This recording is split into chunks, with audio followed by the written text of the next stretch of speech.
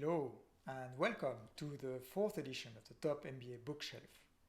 Today we will talk about a pillar of modern management, psychological safety at work, with Amy Edmonson's book, The Fearless Organization.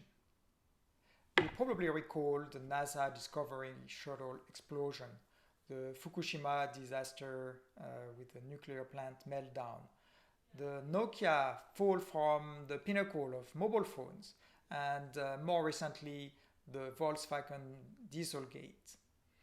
These and many other corporate failures were not a one-time unlucky event, but long in the making, where in every case, all the information required to prevent the disaster was available, but not heard because bad news were not welcome and because employees who had the critical knowledge did not feel safe to speak up. Why is it so hard to speak up? Just look at who benefits. Speaking up would benefit the organization or the customers, while staying silent is safer for oneself. The benefits of speaking up would also take time to materialize if they ever did, while the benefits of staying silent are immediate and certain. And these calculations happen all the times in our mind, mostly unconsciously, as research has shown. So how do we make psychological safety at work a reality? Let's start by defining psychological safety.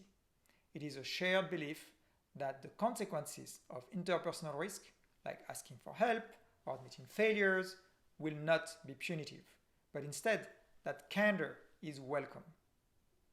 And to be clear, psychological safety is not about being nice. Quite the opposite. It's a climate where it's okay to disagree.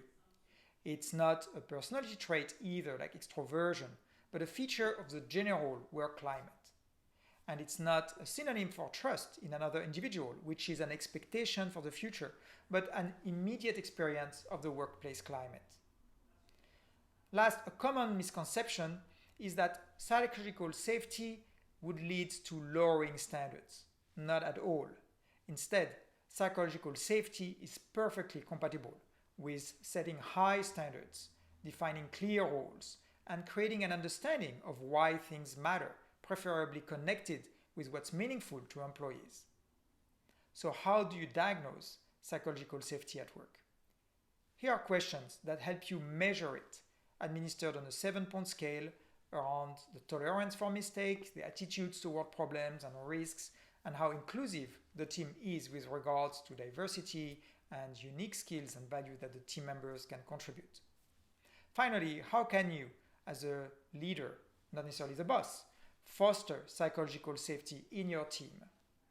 In short, it is a skill that one can develop and quite complex, but here's a framework with the essential ingredients. Framing the work, to start, is key. Discussing the nature of the work and the attendant uncertainty. Emphasizing purpose, role modeling humility and inquiry where you ask questions, and then listening thoughtfully is key so that people know that they are getting heard. Destigmatizing failures is another important one. A side note about failure. Amy asked many executives the percentage of failures in their organization that they deemed blameworthy. Take a guess? 1 to 4%. And what percentage of failure were treated as blameworthy? 70 to 90%. Way to go.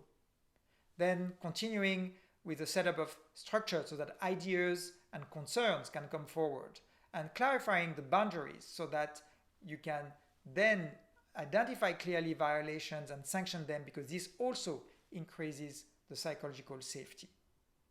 Like the growth mindset, it is a journey to get there, step by step, action by action, a journey that Nokia and NASA undertook to reinvent themselves. And what about that other power plant, also in Fukushima, where 3 of the 4 nuclear reactors had initially lost cooling, and where management lacked information about the physical condition of the plant?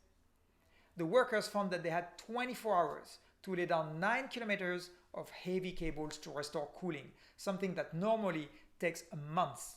Not only that, but the manager realized midway through that his initial plan was untenable, unachievable, and further that the reactor 1 rather than the reactor 2 was most at risk. All this bad news were shared quickly and transparently with the whole team.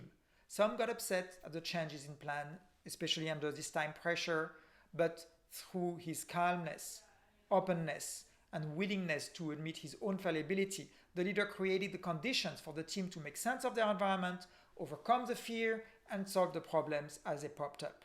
In short, feeling psychologically safe, the team of workers took extreme physical risk voluntarily and successfully avoided another nuclear meltdown. Thank you for joining us. Next time we will discuss disruption with the innovator's dilemma.